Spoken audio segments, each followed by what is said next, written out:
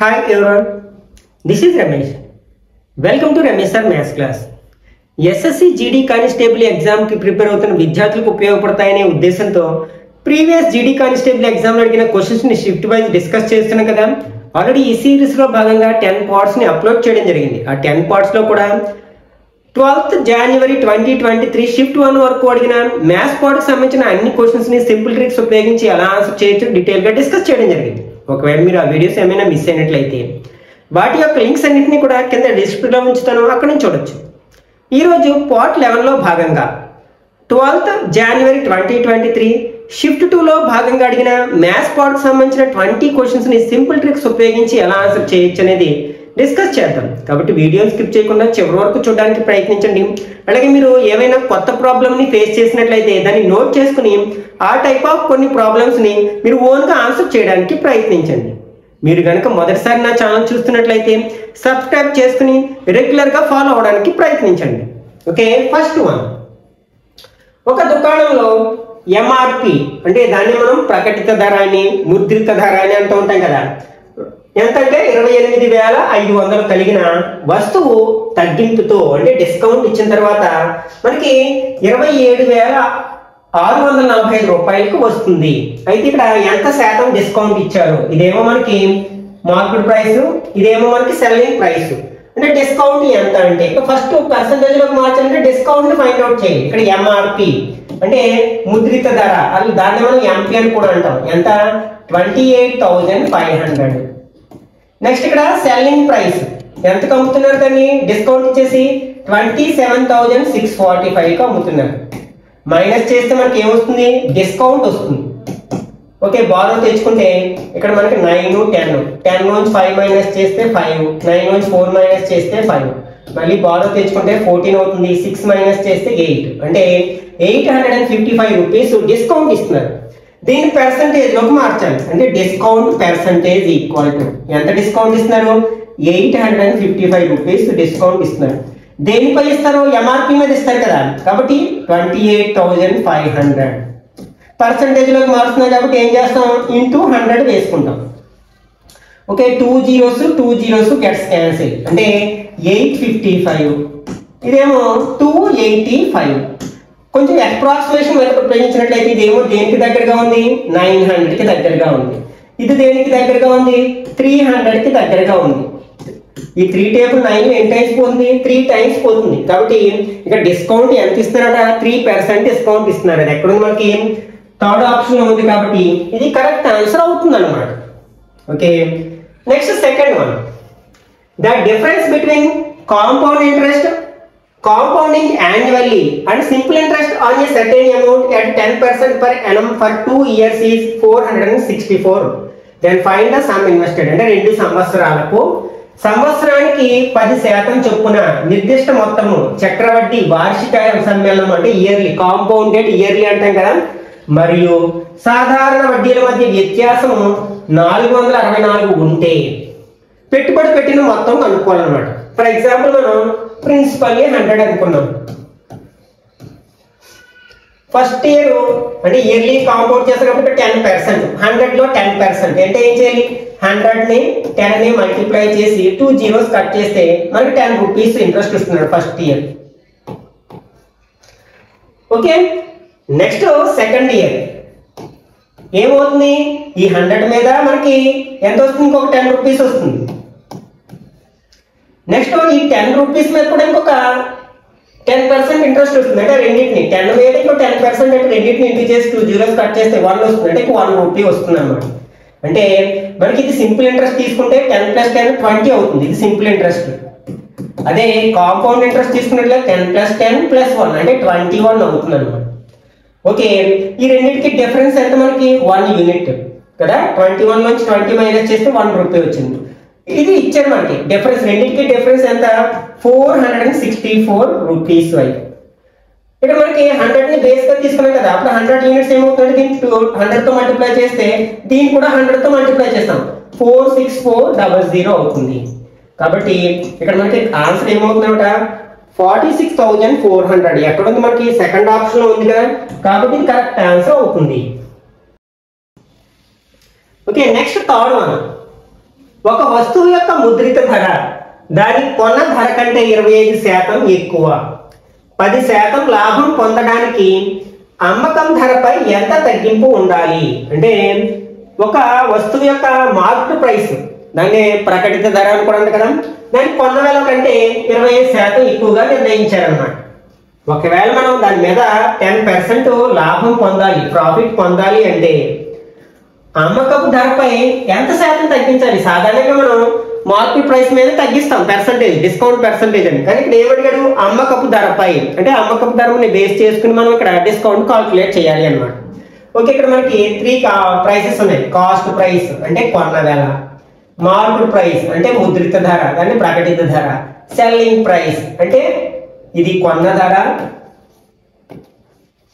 ఇదే ముద్రిత ధర, ప్రకటిత ధర, ఇదేమో అమ్మిన వేల.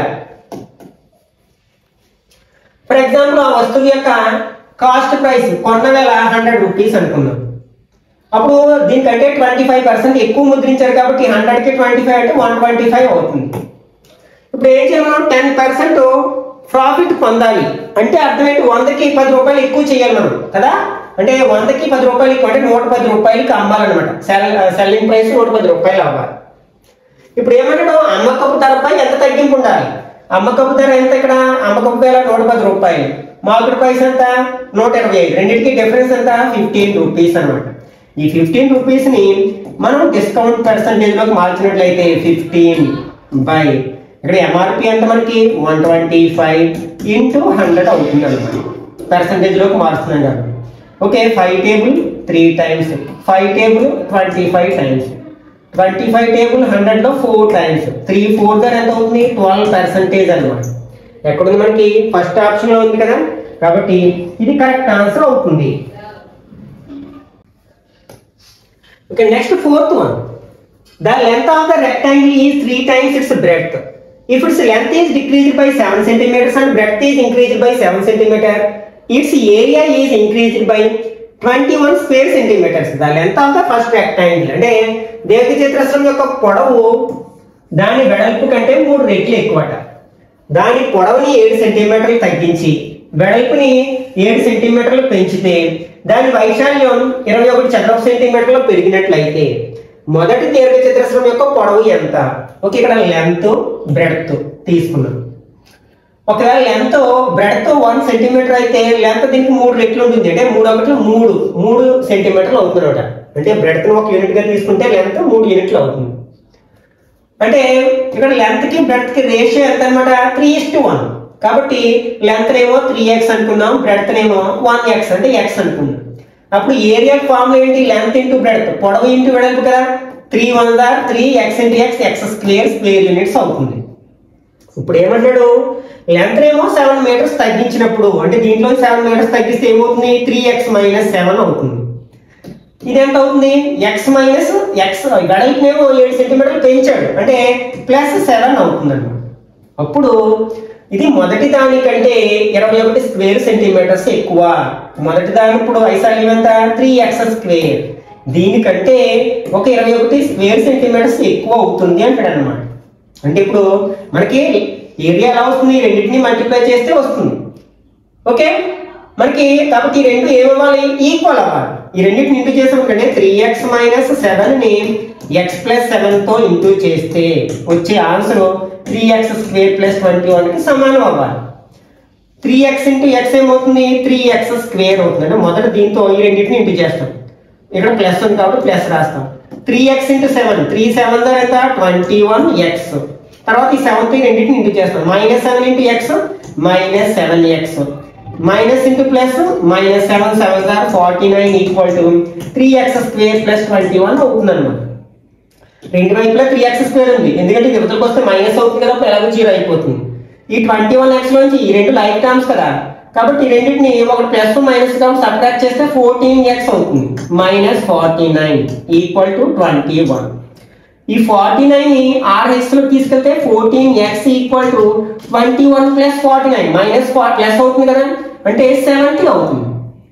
ఓకే, ఇప్పుడు ఈ 14 కూడా మనం RX లోకి తీసుకెళ్తే డివైడ్ చేస్తుంది కదా, ఎందుకంటే ఇక్కడ మల్టిప్లై చేస్తుంది కాబట్టి 70/14 అవుతుంది. 14 టేబుల్ 70 లో ఎన్ని టైమ్స్ పోతుంది? 5 టైమ్స్. అంటే x ఈక్వల్ టు ఎంత అనమాట 5 యూనిట్స్. ఇక్కడ ఏమడిగారు, దీర్ఘచతురస్రం యొక్క పొడవు, మొదటి దీర్ఘచతురస్రం యొక్క పొడవుని ఏమనుకున్నాం మనం 3x అనుకున్నాం. x వాల్యూ ఎంత వచ్చింది 5 యూనిట్స్ వచ్చింది. కాబట్టి 3 5 ఎంత అవుతుంది 15 అంటే 15 సెంటీమీటర్లు అన్నమాట. ఎక్కడున్నది థర్డ్ ఆప్షన్ లో ఉంది కదా, కాబట్టి కరెక్ట్ ఆన్సర్ అవుతుంది అనమాట. Okay, next fifth one. రూపాయల మొత్తాన్ని అప్పుగా తీసుకుని 2 సమాన వార్షిక వాయిదాలుగా తిరిగి చెల్లించారు. ఒక్కొక్క వాయిదా 35,280.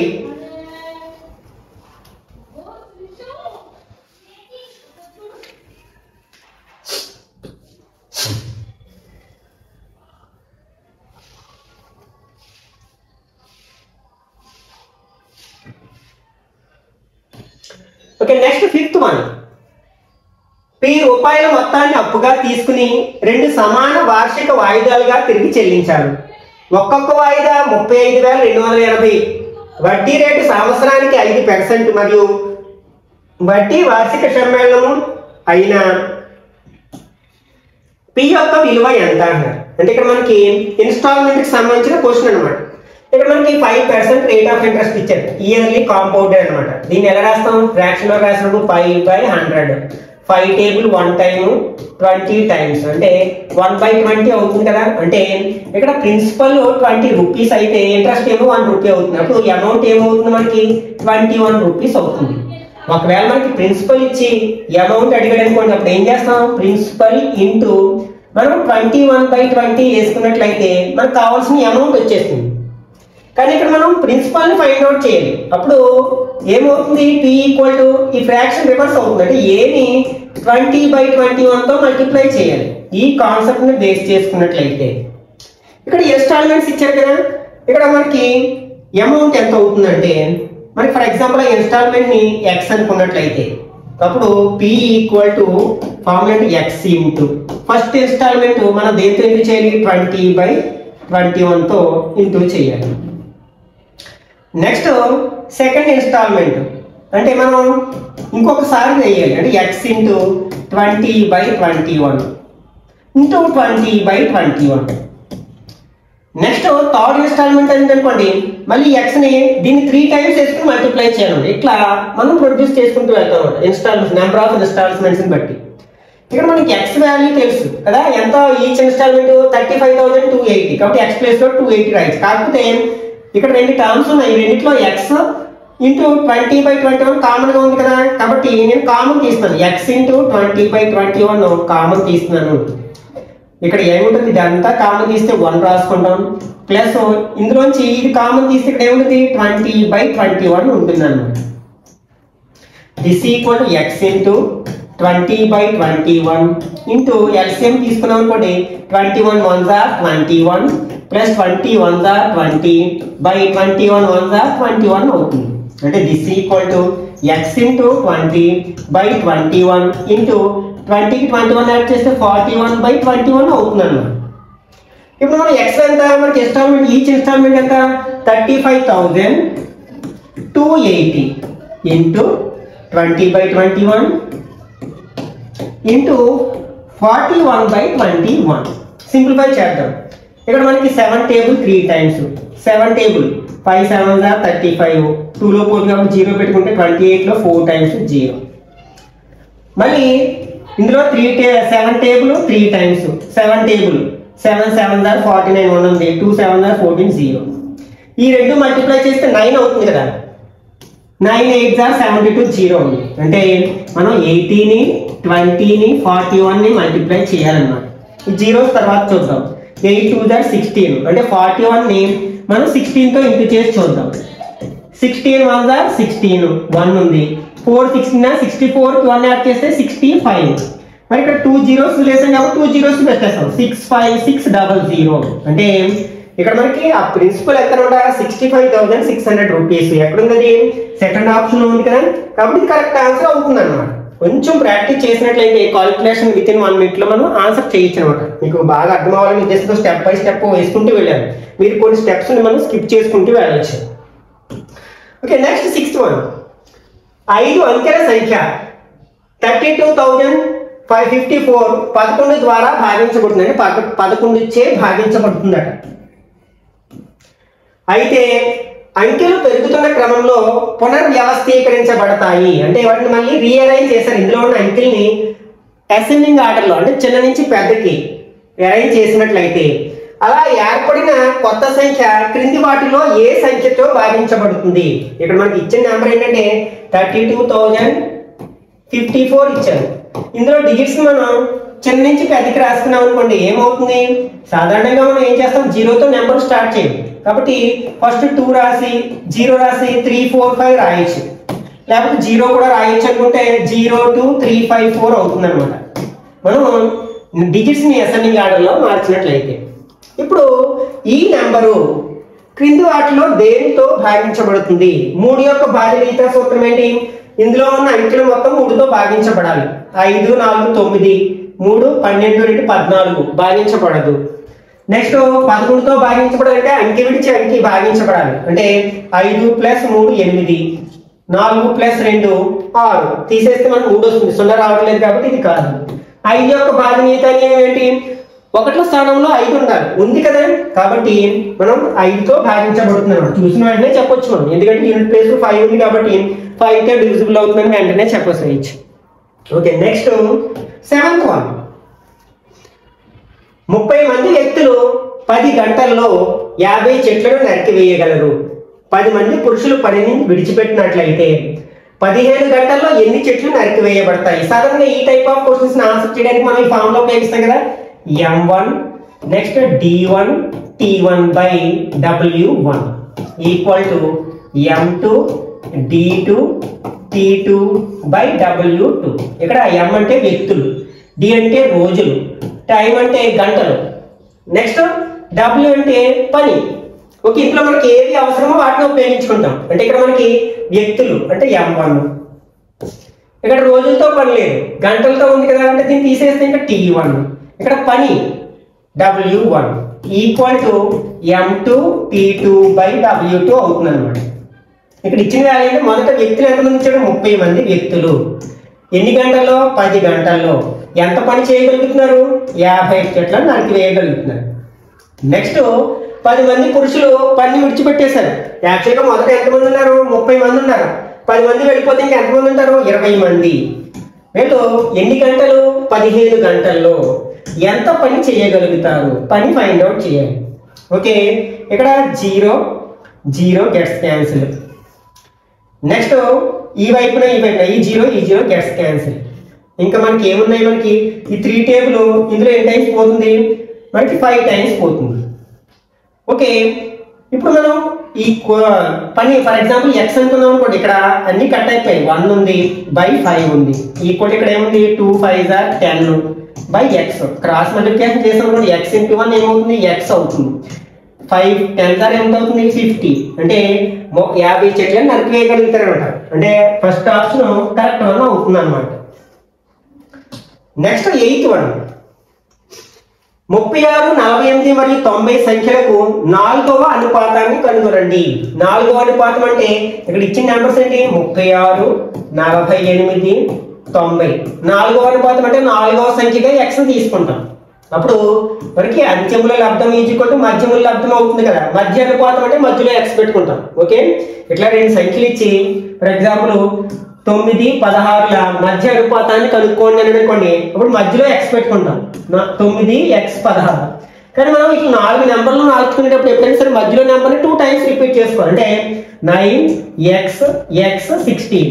అప్పుడు అంత్యముల లబ్ధము మధ్యముల లబ్ధము సమానం చేస్తారు. ఒకసారి ఇదే క్వశ్చన్ 3వ అనుపాతం ఎంత అనుకోండి, ఫర్ ఎగ్జాంపుల్ 5 మరియు 12ల 3వ అనుపాతం ఎంత అంటే 3వ నెంబర్ కింద x వేసుకుంటాం. ఎప్పుడు మధ్యదాన్ని రిపీట్ చేయాలి 4 నెంబర్లోకి మార్చేటప్పుడు. అంటే 5 12 12 x వేసుకుని అంత్యముల లబ్ధము మధ్యముల లబ్ధము తీసుకుంటాం. ఓకే, మధ్య అనుపాతము, నెక్స్ట్ 3వ అనుపాతము, 4వ అనుపాతం. ఓకే, ఇప్పుడు మనకి 36 ఇంటూ x ఈక్వల్ ఎంత అవుతుంది? 48 ఇంటూ 90 అవుతుంది అనమాట. 12 table 3 times 4 times. Next 3 table 30 times. అంటే x ఈక్వల్ టు 4 3 12. 0 ఉంది కదా, అంటే 120 అవుతుంది అనమాట. అది ఎక్కడుంది మనకి ఫస్ట్ ఆప్షన్లో ఉంది కదా, కాబట్టి ఇది కరెక్ట్ ఆన్సర్ అవుతుంది. Next 9th one. In a mixture of 60 liters the ratio of milk and water is 2:3. What amount of water must be added to make the ratio of milk and water 1:2? ఇక్కడ milk and water ఏ రేషియోలో ఉన్నాయట? 2:3 రేషియోలో ఉన్నాయట. అయితే ఈ రేషియోని మనం 1:2 రేషియోకి మార్చాలి అంటే మనం ఎంత నీరు కలపాలి అంటాడు. అంటే ఇక్కడ మిల్క్ ని మార్చడం లేదు కదా, కాబట్టి వాటర్ ని ఎంత మిక్స్ చేయాలో కావాలన్నాడు. ఇక్కడ మిల్క్ 2 parts ఉంది, ఇక్కడ కూడా మనం 2 parts అవ్వాలంటే ఏం చేయాలి? 2 తో ఇంటూ చేయాలి. అప్పుడు మనం దీన్ని కూడా మనం 2 తో ఇంటూ చేస్తాం. అప్పుడు ఇది ఏమవుతుంది? 2:2 4 అవుతుంది. అంటే ఇక్కడ మిల్క్ ని ఈక్వల్ చేస్తాం, ఎందుకంటే మిల్క్ యొక్క క్వాంటిటీ మారకూడదు ఆ మిక్స్చర్ లో. ఓకే, కానీ దేని క్వాంటిటీ మారింది? వాటర్ యొక్క క్వాంటిటీ. ఎన్ని యూనిట్లు పెరిగింది? 1 యూనిట్ పెరిగింది. ఇక్కడ మొత్తం ఎన్ని భాగాలు? 2 + 3 5 యూనిట్స్. ఎంతకి సమానం? ఎన్ని లీటర్లు? 60 లీటర్స్ కదా, 60 లీటర్స్ కి ఈక్వల్. 5 ని దేంతో ఇంటూ చేస్తే 60 వస్తుంది? 12 తో మల్టిప్లై చేస్తే వస్తుంది. కాబట్టి 1 ను కూడా మనం 12 తో మల్టిప్లై చేసినట్లయితే 1 12 12, అంటే 12 లీటర్స్ వాటర్ మిక్స్ చేయాలన్నమాట. అందులో దాంట్లో ఉన్న పాలు మరియు నీళ్ళ నిష్పత్తి 1:2 లోకి మారాలంటే మనం మరో 12 లీటర్ల వాటర్ ని అందులో మిక్స్ చేయాల్సి ఉంటుంది. అది ఎక్కడుంది? 4th ఆప్షన్ ఉంది, కాబట్టి ఇది కరెక్ట్ ఆన్సర్ అవుతుంది అన్నమాట. Next 10th one. 4/5, 8/15, 2/35 యొక్క గసాభా. ఇలా భిన్నాలు ఇచ్చి మనకి గసాభా అడిగినప్పుడు, అంటే HCF అడిగినప్పుడు మనం ఏం చేయాలంటే మనకి గసాభా అంటే మనకి లవాల యొక్క గసాభా తీసుకోవాలి. లవాల్లో ఏమున్నాయి? 4, 8, 2. అలాగే మనకి హారాల యొక్క కసాబు తీసుకోవాలి. అంటే హారాలు ఏమున్నాయి? 5, 15, 35. ఒకవేళ కసాబు అడిగాడు అనుకోండి, పైన కసాబు అంటే లవాల యొక్క కసాబు బై హారాల యొక్క గసాభా అవుతుంది అన్నమాట. ఇప్పుడు వీటి గసాభా ఇప్పుడు మనకి స్మాలెస్ట్ నెంబర్ తీసుకుంటాం. ఈ స్మాలెస్ట్ టేబుల్ మిగిలిన 2 నెంబర్లో పోతే ఇదే గసాభా అవుతుంది, అంటే 2 గసాభా అవుతుంది. ఇక్కడ 2 బై. ఇప్పుడు మనకి కసాబు అంటే లార్జెస్ట్ నెంబర్ తీసుకుంటాం. మిగిలిన 2 టేబుల్స్ లో 35 పోతే అదే కసాబు అవుతుంది, కానీ 5 లో పోతుంది కాబట్టి 15 లో పోదు. ఈ 35 టేబుల్ లో నెక్స్ట్ వచ్చే నెంబర్ ఏంటి? 70. ఇంకొక 35 యాడ్ చేస్తే 105, ఇంకొక 35 యాడ్ చేస్తే 140. ఇట్లా వస్తాయి కదా. ఇప్పుడు కొన్ని 70లో అయినా 15 పోతుందంటే పోదు, కాబట్టి ఇది కూడా కాదు. మరి 15 105 లో పోతుంది కదా, కాబట్టి వీటి యొక్క గసాభా ఎంత అవుతుంది? కసాబు ఎంత అవుతుందంటే 105 అవుతుంది అనమాట. అంటే 2/105 అవుతుంది. ఎక్కడుంది? మనకి సెకండ్ ఆప్షన్ లో ఉంది కదా, కాబట్టి ఇది కరెక్ట్ ఆన్సర్ అవుతుంది అనమాట. Next 11th one. మొదటి 6 సరి సంఖ్యల సగటు ఎంత?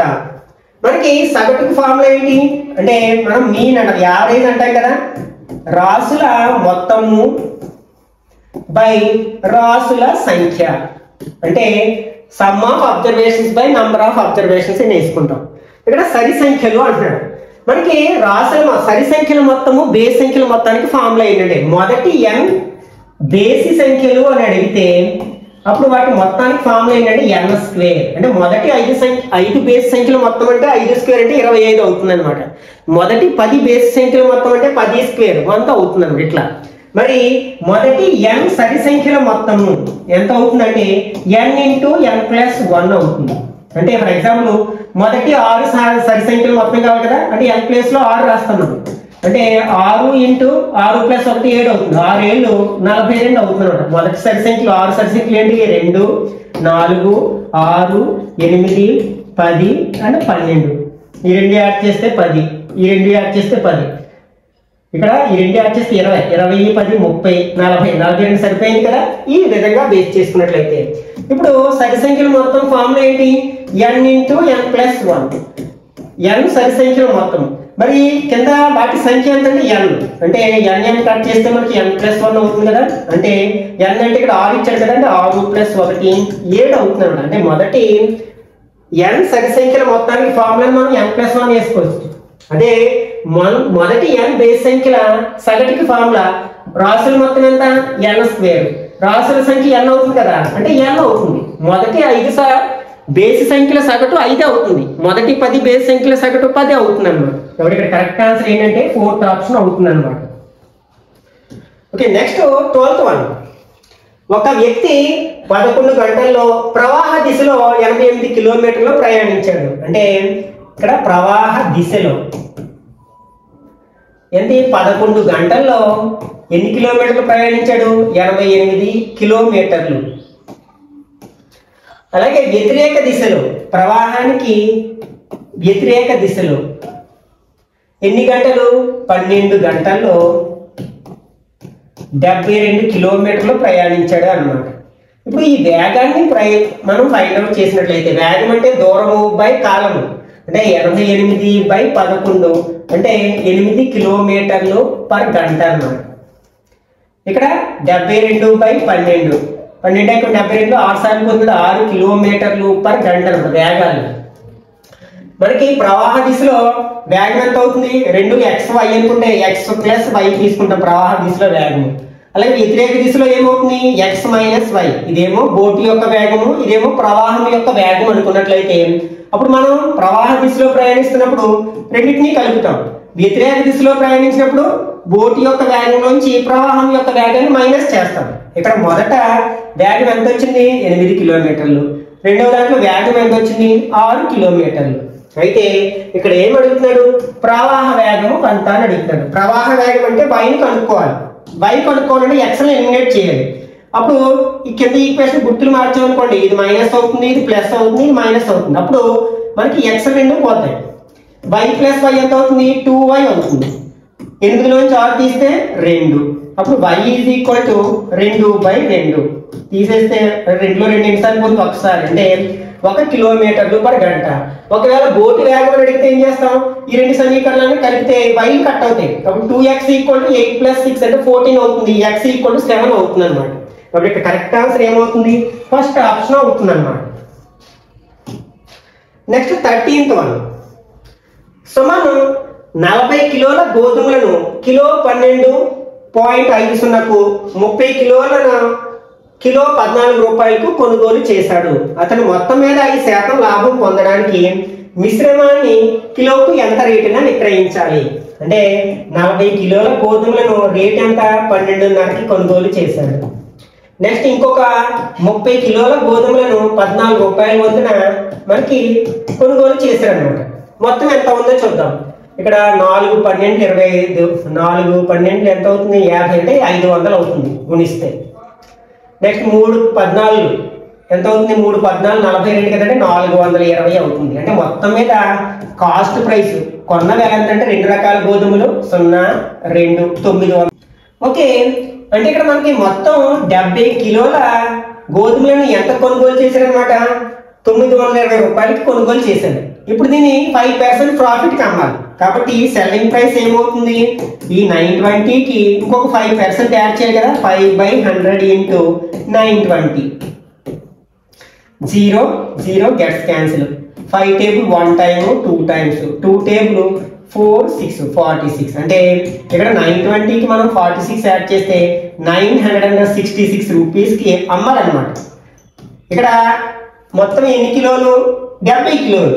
అప్పుడు మనం 1 కిలో యొక్క ప్రైస్ ఫైండ్ అవుట్ చేయాలి కదా. అంటే దీన్ని 70తో డివైడ్ చేయాలి. అంటే 966/70 అంటే పర్ కేజీ సెల్లింగ్ ప్రైస్ అనమాట. 966 70తో భాగించినట్లయితే 1 7 70 అంటే 6 2. నెక్స్ట్ 6 తీసుకున్నాం. 3 7 21 అంటే 210 అవుతుంది. 6 5 పాయింట్ పెట్టుకుని 0 పెట్టుకున్నట్లయితే 8 7 56 అంటే 8 టైమ్స్ అంటే 8 56 అంటే 13.8 అంటే సెకండ్ ఆప్షన్ కరెక్ట్ వన్ అవుతుంది అనమాట. అంటే ఒక్కొక్క కిలోని ఆ మిక్చర్ని 13.80 అమ్మాలి అనమాట. Next 14th one. కపిల్ మరియు ప్రకాష్ కలిసి ఒక పనిని 45 రోజుల్లో చేయగలరు. ప్రకాష్ మరియు పీహులు కలిసి 60 రోజుల్లో చేయగలరు. నెక్స్ట్ కపిల్ మరియు పీహులు కలిసి 60 రోజుల్లో చేయగలరు. కపిల్ ప్రకాష్ మరియు పీహులు ఎన్ని రోజుల్లో చేస్తారు? టైం అండ్ వర్క్ సంబంధించిన క్వశ్చన్ కదా. ఇక్కడ కపిల్ ప్లస్ ప్రకాష్ ఇద్దరు కలిసి ఎన్ని రోజుల్లో చేస్తున్నారు? 45 రోజుల్లో చేస్తున్నారు. Next Prakash and Pihu. Prakash and పిహులు ఇద్దరు కలిసి ఎన్ని రోజుల్లో చేస్తున్నారు? 60 రోజుల్లో చేస్తున్నారు. నెక్స్ట్ కపిల్ మరియు పిహులు. కపిల్ అండ్ పిహులు కలిసి 60 రోజుల్లోనే చేస్తారన్నమాట. అయితే ముగ్గురు కలిసి ఎన్ని రోజుల్లో చేస్తారు? ఈ మూడింటికి మనం కాసాగు తీసుకున్నట్లయితే ఇక్కడ నెంబర్ రిపీట్ అయింది కాబట్టి మనం 45కి 60కి కాసాగు తీసుకుంటే సరిపోతుంది. ఎందుకంటే 62 సార్లు వచ్చింది కదా. రెండింటిలో పోయి 30 15 ఎక్కువ. ఇందులో 3 సార్లు, ఇందులో 4 సార్లు. 3 4 12 12 15 12 10 120 12 5 ఎంత అవుతుంది? 60 అవుతుంది కదా. అంటే 180 అవుతుంది. ఇప్పుడు 180లో 45 ఎన్ని సార్లు పోతుంది? ఈ రెండు గుణిస్తే 45 వస్తుంది కాబట్టి 4 సార్లు పోతుంది. 180లో 60 ఎన్ని సార్లు పోతుంది? ఈ రెండు గుణిస్తే 60 వస్తుంది కాబట్టి 3 సార్లు పోతుంది. ఇంక ఇది కూడా 3 సార్లు. అంటే ఇక్కడ మనకి ఈ 3 కలిపినట్లయితే ఇక్కడ కపిల్ అండ్ ప్రకాష్ అండ్ పిహులు మనకి 2 టైమ్స్ వస్తారు ప్రతి సందర్భంలో. ఇక్కడ కపిల్ 2 టైమ్స్ ఉన్నాడు, ప్రకాష్ 2 టైమ్స్ ఉన్నాడు, పిహులు. కాబట్టి 2 into వస్తుంది అనమాట. కపిల్ ప్లస్ ప్రకాష్ ప్లస్ పిహులు మనకి ఒక రోజులో చేసే పని ఎంత అంటే 4 3 7 7 ప్లస్ 3 10 యూనిట్లు.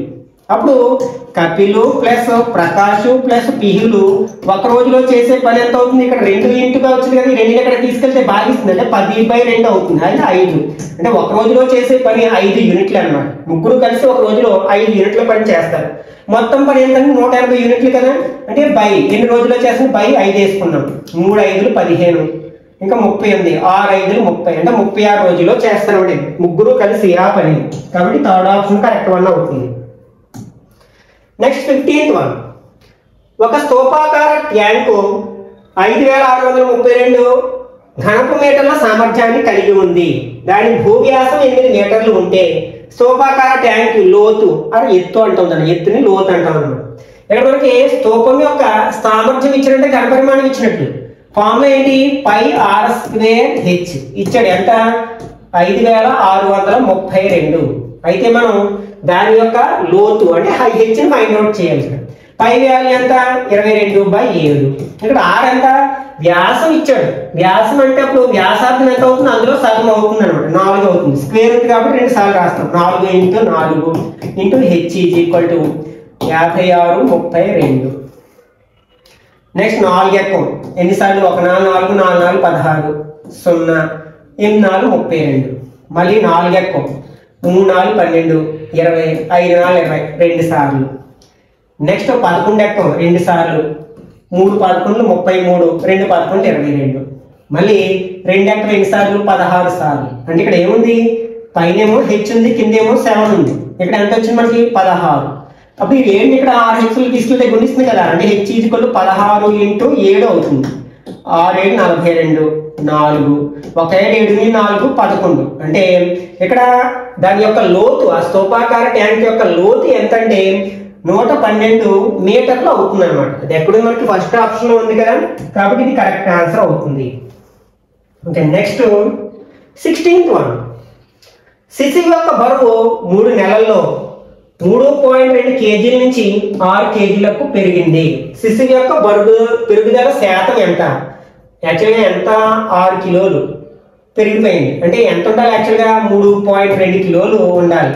తీసేస్తే మనకి 2.8 కిలోలు పెరిగింది అనమాట. ఇది పెరుగుదల. 3 నెలల్లో పెరుగుదల ఎంత అంటే 2.8. దీని పర్సంటేజ్లోకి మార్చాలి మనం. ఎంత పెరిగింది? 2.8 కేజీలు పెరిగింది. యాక్చువల్గా ఎంత ఉండాలి? 3 కేజీలు ఉండాలి. పర్సంటేజ్లోకి మారుస్తున్నాం కాబట్టి × 100 వేసుకుంటాం. ఓకే. యాక్చువల్గా 3.2 ఉండాలి కదా. 3.2. ఓకే. రెండిట్లో పాయింట్ తర్వాత ఒకే ప్లేస్ ఉంది కాబట్టి దీన్నే రెండిట్లో పాయింట్ తీసేసి 28/32 అని రాసుకోవచ్చు. × 100. ఓకే. రెండిట్లో 4 ఎక్కం. 7 4 28 8 4 32. అంటే 7 × 100 700/8 అవుతుంది అనమాట. 700ని 8తో భాగిస్తే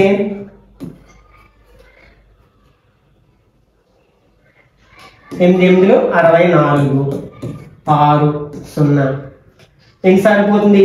8 7 56 4 పాయింట్ పెట్టి 0 పెట్టాము. 5 8 40 0 అంటే 87.5%. అంటే సెకండ్ ఆప్షన్ కరెక్ట్ వన్ అవుతుంది అనమాట. నెక్స్ట్ 17. మొనాఫ్ మరియు సూర్యాలు వృత్తాకార ట్రాక్ పై ఒకే సమయంలో ఒకే దిశలో పరుగులు ప్రారంభిస్తారు. వారు 31వ కలిసే ట్రాక్ లోని స్థానము 43వ కలిసే స్థానం ఒక్కటే. వేగవంతమైన బాలుడి వేగానికి నెమ్మదిగా పరిగెత్తే బాలుడి వేగానికి గల నిష్పత్తి n:1 గా ఉన్నట్లయితే, ఇక్కడ n అనేది సహజ సంఖ్య. క్రింది వాటిలో ఏది n యొక్క సాధ్యం విలువ కాదు, అంటే ఏది n యొక్క విలువ అవడానికి అవకాశం లేదు, అంటే 3 n విలువలు అవ్వడానికి అవకాశం ఉంది, ఒక నెంబర్కి లేదనమాట. అది ఏదో మనం ఐడెంటిఫై చేయాలి. వీళ్ళిద్దరూ కూడా మనకి ఒక వృత్తాకార ట్రాక్ లో పరిగెడుతున్నారు అనమాట. ఫర్ ఎగ్జాంపుల్ ఇద్దరు ఇక్కడ ఏ దగ్గర బయలుదేరారు అనుకుందాం. నెక్స్ట్ ఇద్దరు కూడా మనకి ఒకే దిశలో ఒకే టైంలో పరిగెడుతున్నారు, ఇద్దరు కూడా ఒకే డైరెక్షన్ లో పరిగెడుతున్నారు. వాళ్ళ వేగాల నిష్పత్తి, అంటే వేగంగా పరిగెట్టే బాలుడికి నెమ్మదిగా పరిగెట్టే బాలుడికి నిష్పత్తి ఏంటంటే n:1 అనమాట. నెక్స్ట్ వీళ్ళు అలా పరిగెడుతూ ఉన్నప్పుడు చాలా సమయాల్లో ఇద్దరు మీట్ అవుతూ ఉంటారు. అట్లా ఏదో ఒక ప్లేస్ ఉంది, ఫర్ ఎగ్జాంపుల్ ఇది P అనుకుందాం. ఈ ప్లేస్ లో ఇద్దరు 31వ రౌండ్ లో 31వసారి మీట్ అయ్యారు అక్కడ, అలాగే 43వసారి కూడా అక్కడే మీట్ అయ్యారు అనమాట. మళ్ళీ మధ్యలో మీట్ అయ్యారు కానీ ఈ ప్లేస్ లో కాదు, ఇంకెక్కడైనా కావచ్చు అనమాట. ఈ సర్క్యులర్ ట్రాక్ ఇంకెక్కడైనా ఇంకొక 12 సార్లు, అంటే రెండింటికి డిఫరెన్స్ అంతా 12 కదా, ఈ రెండింటికి డిఫరెన్స్ 12 సార్లు మీట్ అవ్వారు అనమాట.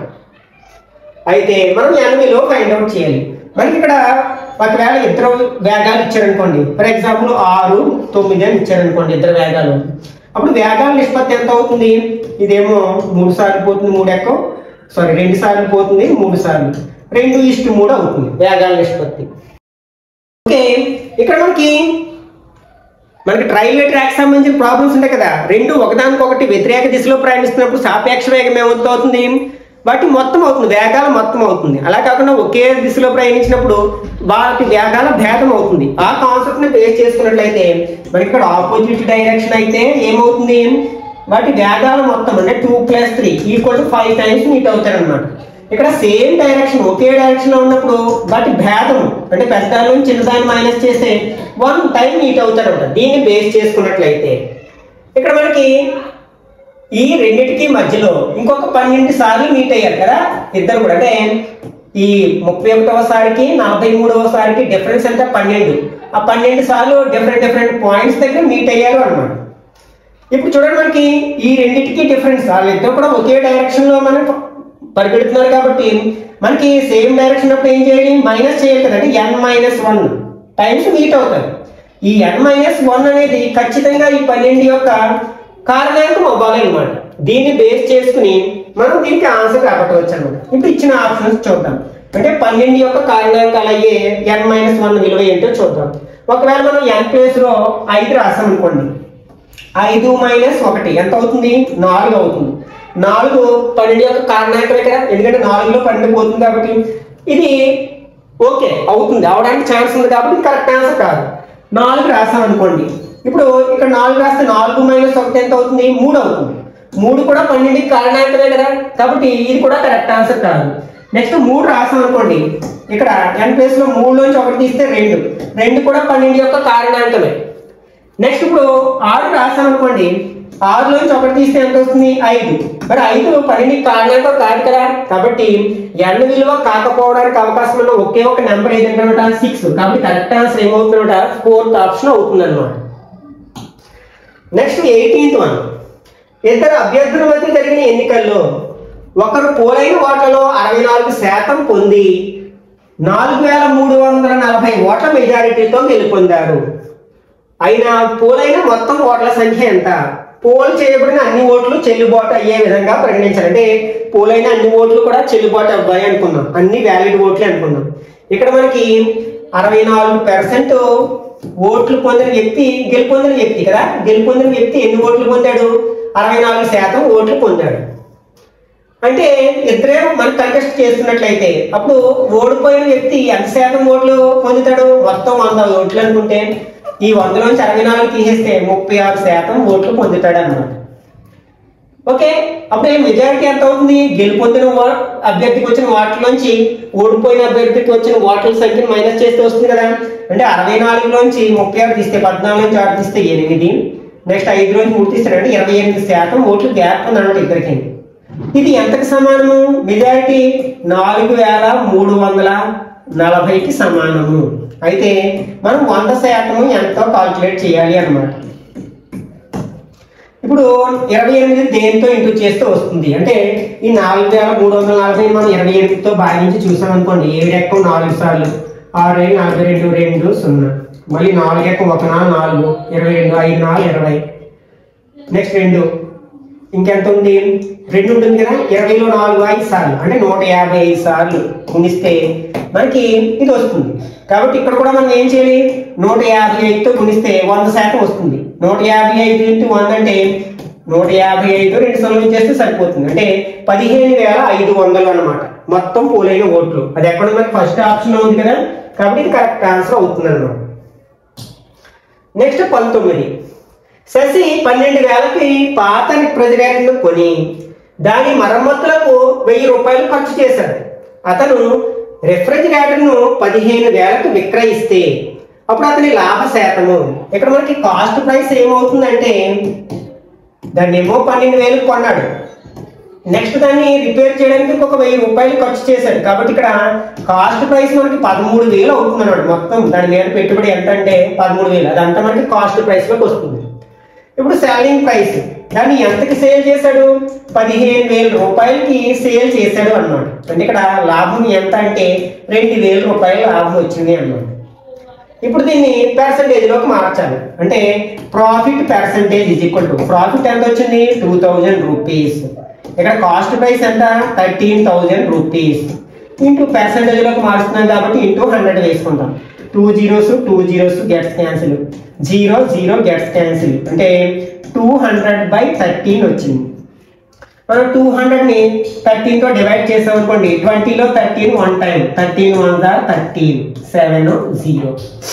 ఓకే, ఎంత అయిపోయింది? 5 13 65 కదా, మళ్ళీ 5 అంటే దీన్ని ఎలా రాస్తాం మనం? 15 5/13 అని రాస్తాం కదా. 5/13% ప్రాఫిట్ వచ్చింది అనమాట.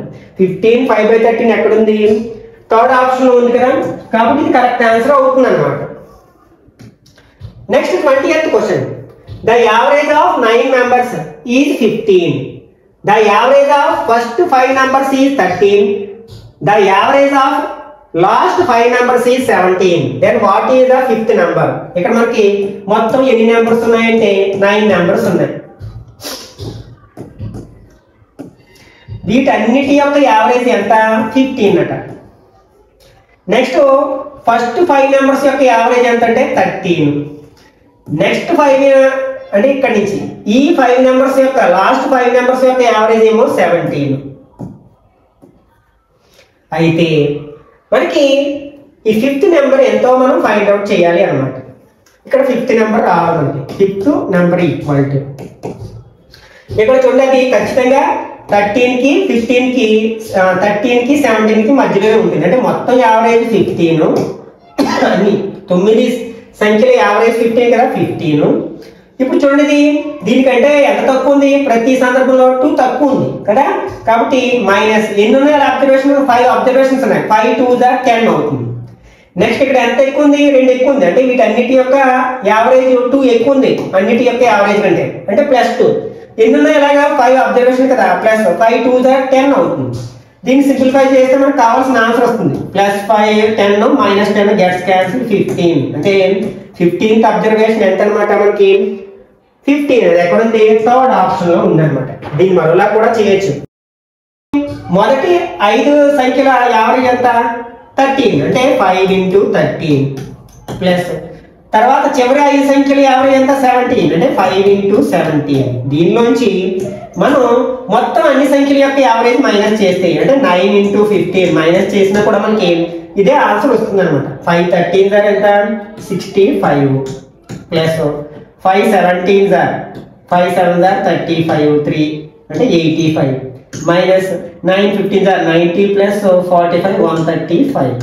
ఇవి రెండు యాడ్ చేస్తే ఎంత వస్తుంది? 140 మైనస్ 135 150 అవుతుంది. 150 మైనస్ 35 ఈక్వల్ టు 15 అవుతుంది కదా. ఏ విధంగా చేసినా మనకి ఒకే ఆన్సర్ వస్తుంది. ఇక్కడతో మనం 12th January 2023 షిఫ్ట్ 2లో భాగంగా అడిగిన మ్యాథ్స్ పార్ట్కి సంబంధించిన అన్ని క్వశ్చన్స్ని డీటెయిల్గా డిస్కస్ చేయడం జరిగింది. ఈ వీడియో నచ్చినట్లయితే లైక్ చేయండి, అలాగే మీ ఫ్రెండ్స్ కూడా షేర్ చేయండి. ఇట్లాంటి మరిన్ని వీడియోస్ కోసం ఛానల్ సబ్స్క్రైబ్ చేసుకుని రెగ్యులర్గా ఫాలో అవ్వండి.